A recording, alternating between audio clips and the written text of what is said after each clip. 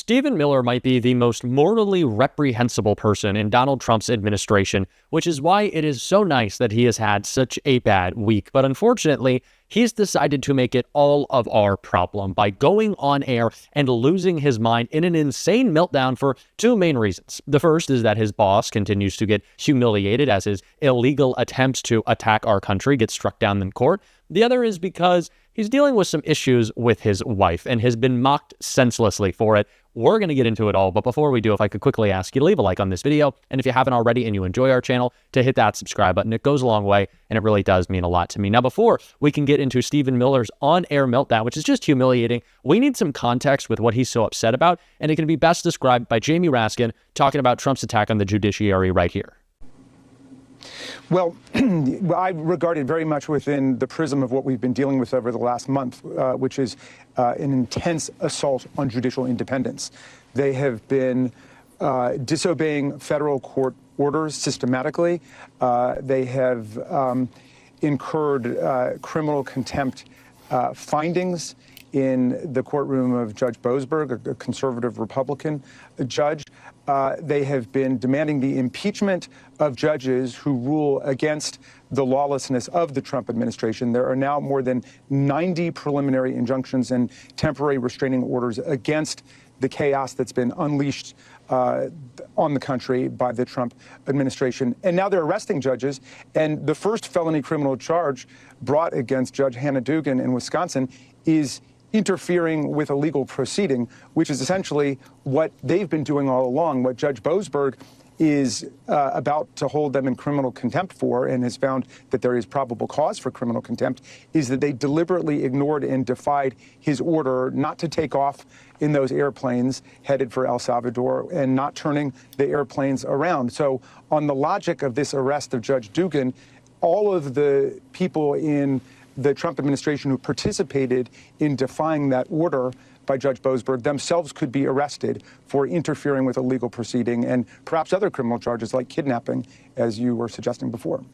It is Donald Trump's sole objective, it seems, in this presidency to attack any institution that takes power away from him, or not takes power away from him, but puts a check on his power, as is our system of government. So he set his sights on the judiciary, attacking, arresting, trying to undermine judges. Currently, he's in contempt of court, but Donald Trump doesn't really seem to care. He is going to malign anyone who stands up to his illegal actions as some radical left judge, even when those judges were appointed by him and his first term. And that was a tough reality that Stephen Miller was confronted with when he went on air to try to attack these judges and defend Trump. But before we get into that meltdown, I want to start with the other reason, like I said, that he's so upset, and it's that he's getting mocked over his maybe little marital issues right now. Dems taunt Stephen Miller over wife leaving with Musk. Democrats have little to be giddy about these days, but they took pleasure in taunting White House Deputy Chief of Staff Stephen Miller as Elon Musk made his White House exit with Miller's wife at his side.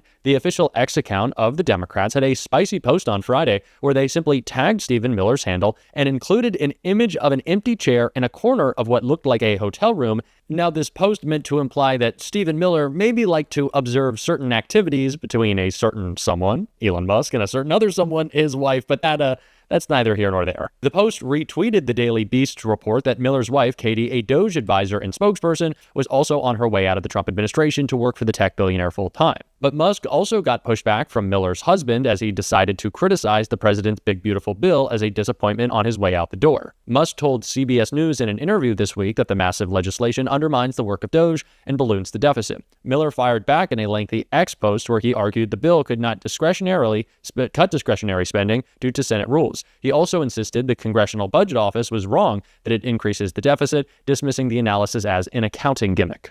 So it seems like Stephen Miller is kind of taking it from all sides. I don't know if that's something he likes. I'm not going to make a joke about it. We're not going to make a joke about it, but he's dealing with that.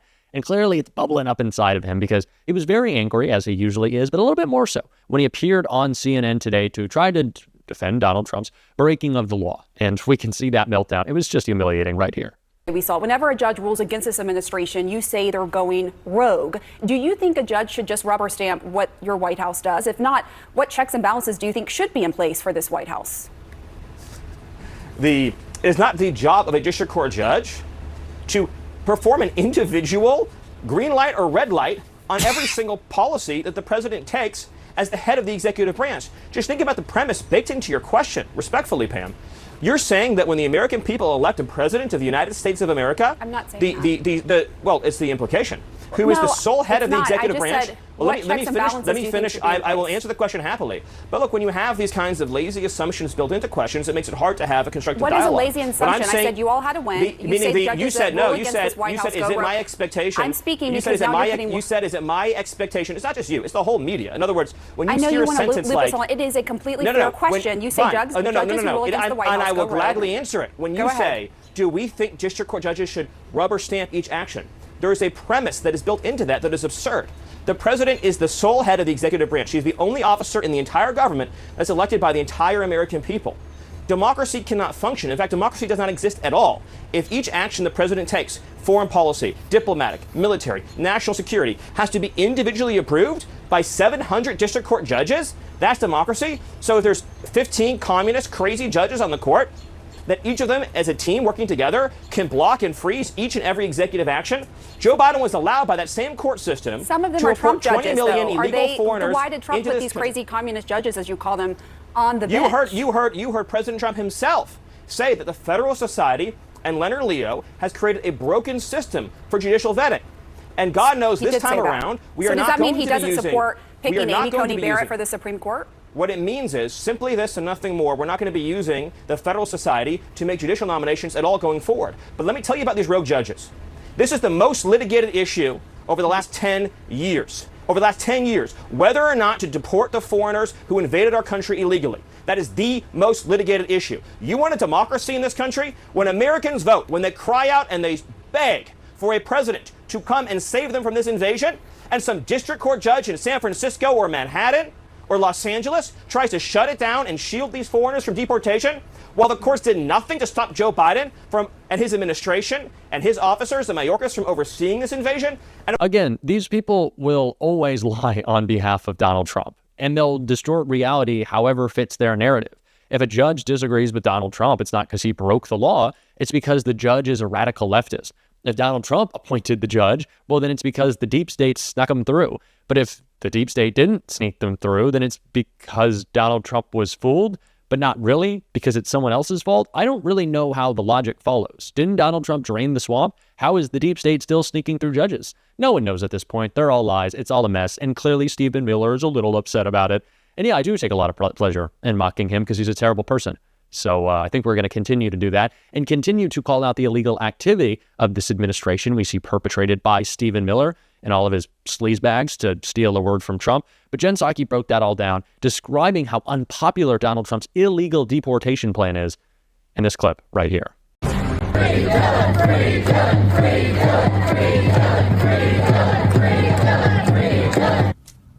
That was the scene at the Tweed Courthouse in Lower Manhattan tonight, as the United Federation of Teachers joined state and local officials in protesting for the release of this Bronx high schooler named Dylan. Dylan is an asylum-seeking migrant from Venezuela. He goes to a school called Ellis Prep in the Bronx and works as a delivery driver to help support his family. And last week, he became the first New York City public school student to be arrested by ICE since Trump's second term began. All week, we've seen protest after protest for his release. And last night, 23 people were arrested at a protest marking 1 week since Dylan's arrest. You can see the footage there. The people of New York are clearly outraged, and they're not even the only ones. I mean, this is Kennett, Missouri. It may be about as different from New York City as a place can be. While we don't have election results from the city itself, it is the largest city in Dunklin County, which voted for Trump last year by more than a 4-to-1 margin. So you would think if anywhere in the country would support Trump's immigration policies, it would be a place like Kennett, Missouri, right? But when this woman, a longtime resident of Kennett, a woman who goes by Carol, a waitress at the local diner, a mother to 3 kids, an active member of the local church, when Carol got arrested by ICE earlier this week, the residents were shocked.